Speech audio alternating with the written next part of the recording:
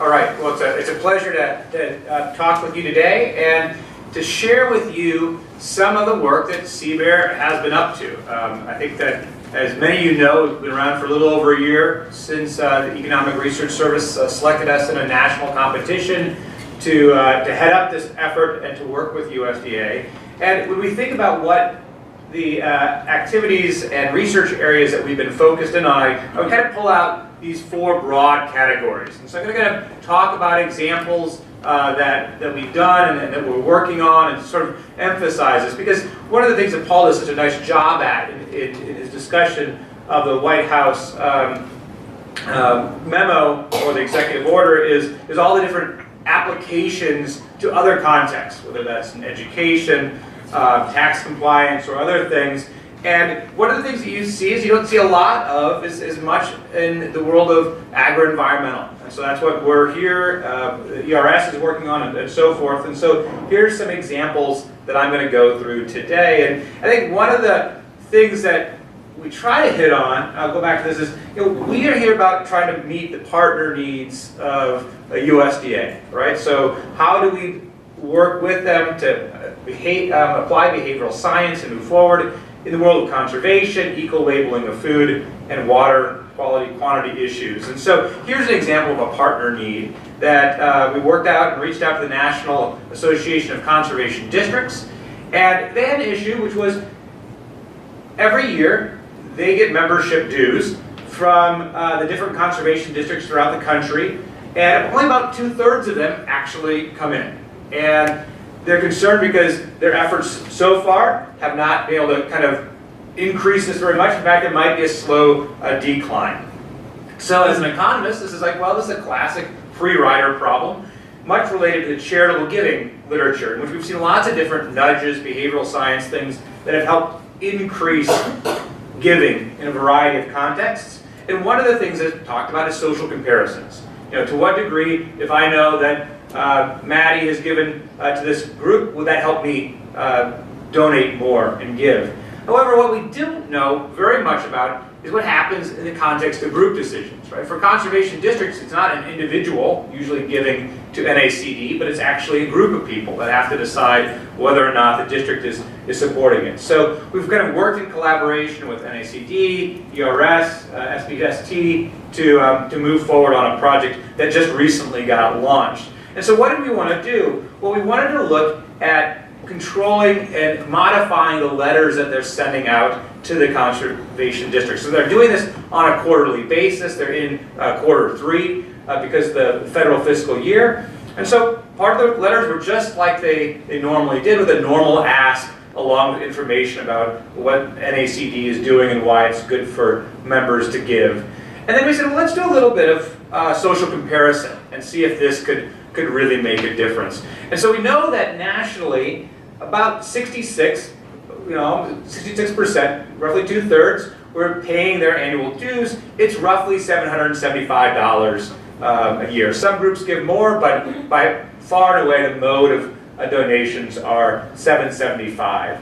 So if you were under that, you are given the notification that you haven't given. This is all going out to people who haven't given as of the 3rd quarter, reminding them that most people do that. Now, in some particular areas, there's actually a higher rates of dues, such as Louisiana gives about 81%, and over the last 8 years, that's been their average. So for another group, we're saying, here's a higher nudge, because maybe you see 2/3 and say, seems like a lot of people aren't giving.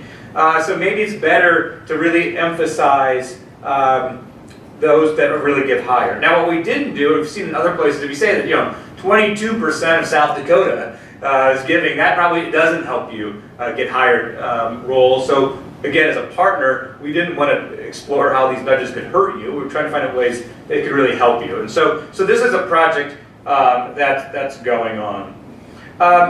Another project that we've been doing we've really been looking at how do conservation professionals view the importance of being cost effective in their conservation attitude. We've done this with agricultural preservation experts and conservation professionals throughout the world. And some recent research in collaboration with the Conservation Fund is all conservation professionals, 91%, say that being cost effective is a good idea. They like tools that could help them do that, but ultimately they rank it as a relatively low priority, right? Things of fairness, transparency, ease of administration seem to dominate things. And the respondents often talk about the lack of incentives that they face as a way of being cost effective. So yeah, it'd be great to have better on the ground results, but it's hard to kind of motivate staff in doing so. And so one partnership that we talk about that I think is really innovative and is exciting is the work we're doing with NRCS around this research stewardship evaluation tool. And so I pulled this off the website today so you can have a chance to know about it, because not everyone knows about what the stewardship tool is. The idea is it's a new tool that's going to strengthen the conservation planning process of NRCS, working with farmers, ranchers, landowners, and it's going to be something that helps planners go out and work with their farmers, and hopefully the farmers themselves make some important decisions on what NRCS programs they want to enroll in and how that's going to help really improve the resources on their land. So the goal is to really be science-based and incorporate these things in a really attractive way, a new way. And it's been an initiative that's underway, being piloted in a number of watersheds throughout the country right now, with special emphasis in New Jersey, Iowa, and South Dakota. And so we're working with ERS, SBST, and others, and the focus of this is very much on that internal communication. And so we're talking to some EPA earlier, saying how you sometimes have a regulatory issue or push out something new. So this is actually an interesting innovation of really working with within the agency to see if there's ways in which the agency can communicate better to have better adoption of new technology, new initiatives. And so we're currently working with the public affairs staff right now, and these are the kind of main interventions that we're hoping to launch here shortly. Chief Weller, I don't know if you know you're on this list of what an intervention is, but one of the questions was, does a message from the chief have better uptake than if it comes from a state conservationist or an area conservationist? Is this something that if it comes from DC, is this going to drive motivation, or perhaps it may seem like it's too far away and it's not a connection? So compared to a comparison group, how do different people who are saying the same thing, messaging the same approach, can do this? And how could we frame that? How could that be out there? Is it about really the advantages of the conservation planning? Is it about really the client-based relationship, the advantages to landowners? Is it really about the environmental benefits that this tool will hopefully have, or is it some combination? And so how you can do this. Another question that's coming from the public affairs is, how many times do you ping your staff? How many times do you go from really helping educate to the point you're now becoming an irritant, right? And so what's that right balance? Well, again, there's a real opportunities to explore this, really find out which ways are going forward. And so not only do you find out who's going to a website, who's participating in surveys, responses, and then tracking that over time to find out what's the best way for NRCS to communicate something that's new, exciting, and positive, and make sure that the people that are going to be out selling this, right, doing these evaluations with landowners, that they feel like there's a strong sense of ownership. So there's interesting messages that can be there. And then moving forward, there's been lots of discussions on how you can even enhance that more. Whether things such as financial benefits could be offered. One of the things that's always hard is how do you treat landowners differently? Well, maybe staff is a little bit easier. If there's some ways of offering some spot rewards or certain types of benefits for those who complete evaluations more often. There's already been tournaments in NRCS, but which states or which districts can have higher levels of new technology being used. And it's interesting, we discussed this with feedback from Iowa and South Dakota and New Jersey, and they're sometimes saying, well, we think these tournaments might be really helpful, but they also sort of shame us, right, if we are kind of behind. And is that something that we could use more carrots versus sticks? And again, social comparisons may be very helpful, and so within the agency. And looking forward on this project, there's a lot of really interesting things that we've talked about being able to do. One of the kind of the unique features of research stewardship is this line that you'll see on the bottom right. Of course, you can't read it. I'm not worried about that. But the key thing is these are a lot of different resource elements. And you can see for this particular farm, some elements fall to the left side, meaning not achieving that goal, or the right side, meaning you have achieved that goal. To what degree, as this tool rolls out, can you, look at different types of lines, maybe, multiple benchmarks. Here's what the 95th percent, here's the best stewards are doing this. How would that do that? How would those type of social comparisons of what other people in your local state or your district have done on this tool, could those things be helpful as well? So again, could have an opportunity to move forward. A third example I want to talk about is really looking at issues around greenhouse gas. Of course, agriculture is often looked at as saying, what is it that ag is doing for controlling greenhouse gas emissions? And one of the big projects that is underway and kind of an emerging area is muck soils or histosol soils.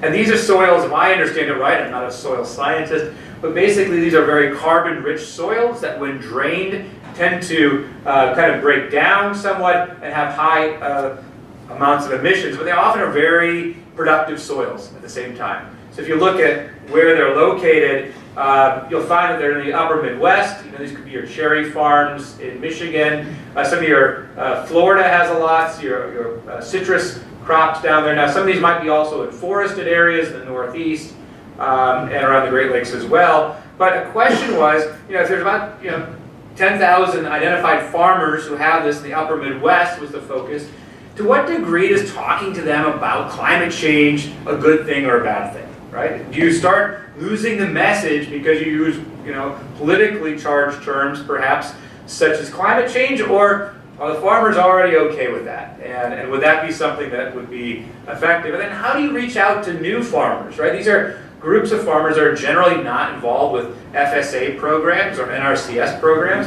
How could you get them more involved? And would something simple like a webinar be helpful or not to drive interest? So in collaboration with FSA and NRCS and ERS, we developed these letters. If you can't read them, don't worry. They should look pretty similar. However, when you start looking at it a little bit more, you'll see there's some differences here, right? And that's about the greenhouse gas issue. So do you find that by emphasizing the greenhouse gas elements, you're going to have a very different impact, where people will not want to go check out a website about it.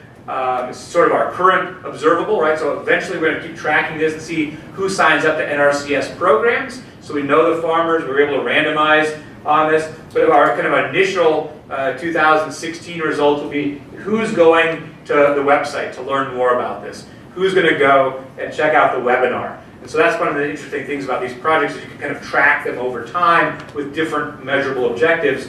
Obviously what we care about at the end is actual on-the-ground practices, but sometimes it's nice to see where things stand. And the first result really was we see no evidence at all of people being turned off by this language. The click-through rate for these farmers is nearly identical, indistinguishable from those that never saw the language. So we don't see that there's any particular big worry that if it's, that this is going to scare off people by using that language. And then one of the things we wanted to do was also send out reminder postcards, right? Here is a webinar, it's coming up. We're right now sending out another one with ERS. And this was also supported by the Office of the Chief Economist, who put in money for this, for these mailings. And here the difference is, do you want to do the webinar? And you would think that would be a nice thing. Here's a webinar, here's some additional information. But unfortunately, or I guess a good thing to learn, is that just this little bit of language here, which doesn't seem all that much in terms of text, reduced the likelihood of visiting the websites by 60%, right? So when people saw there was a webinar, obviously it wasn't driving a lot of interest or attraction, but it actually led them to getting less information altogether. So that has some important communication results. If you're trying to figure out how best to communicate, you want them to get informed. Not only are people not checking out the webinar, but they're not even finding out that other information on the website that was there. So why? Perhaps this is too dense. We often think about that, if we give them too much information, maybe they'll just ignore the parts that they don't care about. But in this case, maybe they're ignoring it altogether, and so they're not being connected in. Another collaboration to talk about, and I know I'm going through a lot of different examples, but again, I want to give you a tasting of all the different things that are underway. And this was a project that got started a couple years ago to look at encouraging a renewal of CRP contracts, and to reach out to farmers who are just about ready to need to think about re-enrolling, and then look at a variety of different messages, and found out that if you could have an optimal one that was tested, you could have had another nearly 200,000 acres enroll in CRP at a very low cost, right? So again, using ways of social comparison, talking about what other farmers are doing. You could say, well, the results, are pretty, maybe 187,000 acres isn't a huge amount, but it's a pretty large amount, especially for the amount of change that happened, right? Again, these are small changes that are often very easy to implement, and could have these kind of results that are going on. So, under the area of conservation programs, a number of work with ERS on the importance of agglomeration, right? The contiguity. Do you want spatial patterns like that are shown there, where you see forested and farm, maybe not great for habitat, water quality, and so forth. So how do you develop the right type of bonuses for contiguity? How do you select for those things? What type of reverse auctions are there? And so these are sometimes situations where you wouldn't necessarily take them out right away as a randomized controlled trial. You might test these things in the lab first, get some really good approaches, and then move them out into the field context. So we want to work in that whole spectrum of experiments that are going on and they're underway.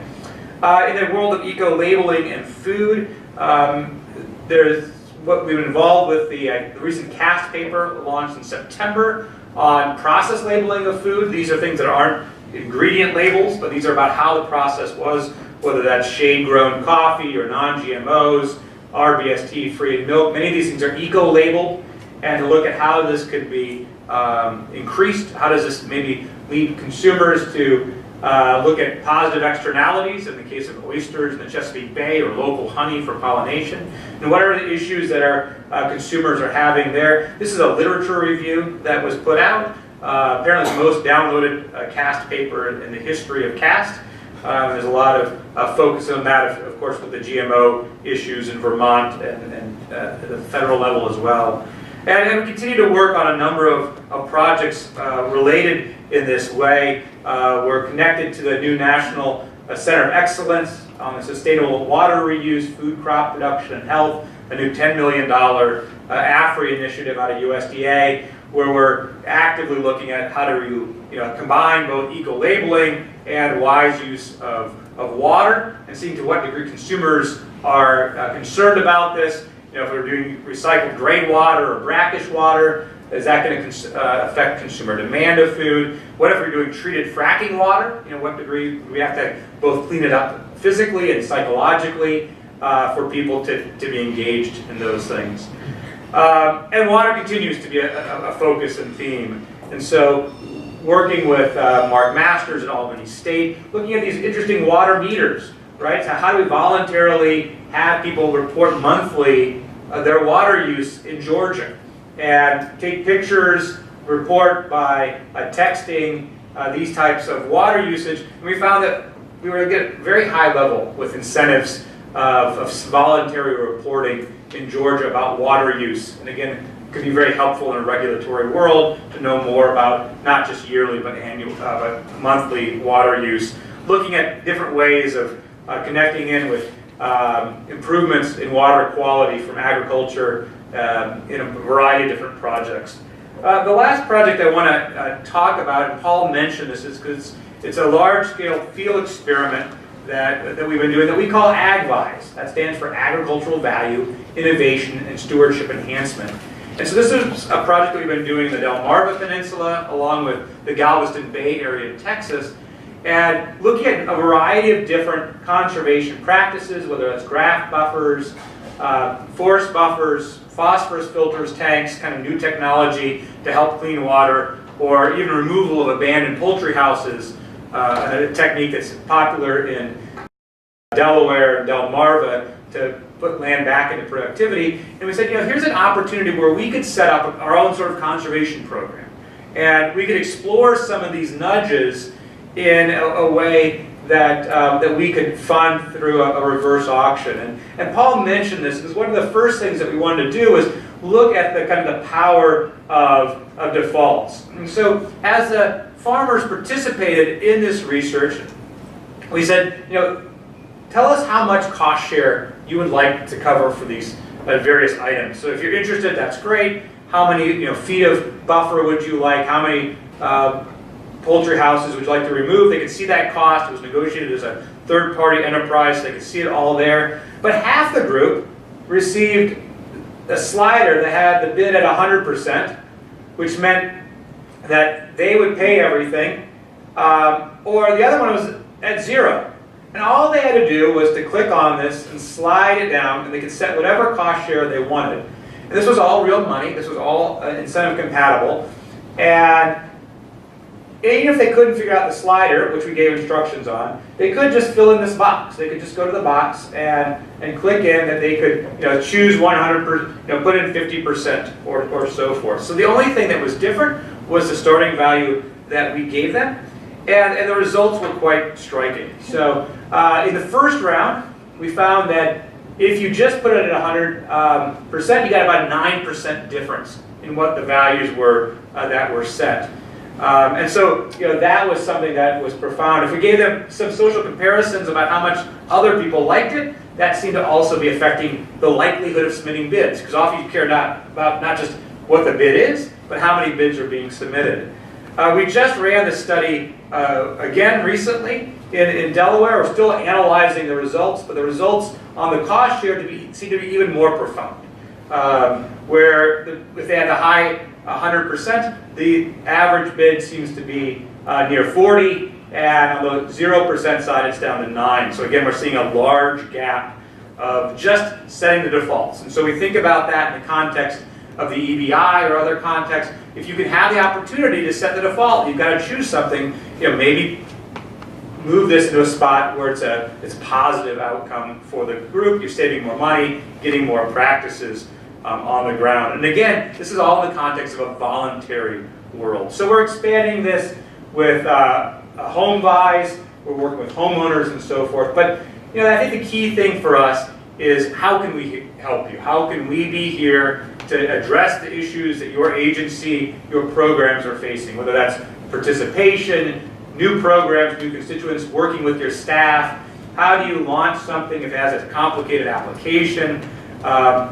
What kind of technical assistance can work best? How can we measure those things so that if it's part of OMB's call for evidence of success or looking at meeting the new executive on behavioral science, we can do this, we'll work with you and measure the impacts. And so, these are kind of resources that we have. You've got some of the behavioral briefs already there. We've got a podcast on nudges in the right direction. And of course, you can call Paul or I or any of us at CBEAR to help us go forward. So, thanks for your time. I think we'll probably hold questions for a bit because we do want to go ahead and introduce, give the prize to Chief Weller. But let's go ahead and welcome Martha.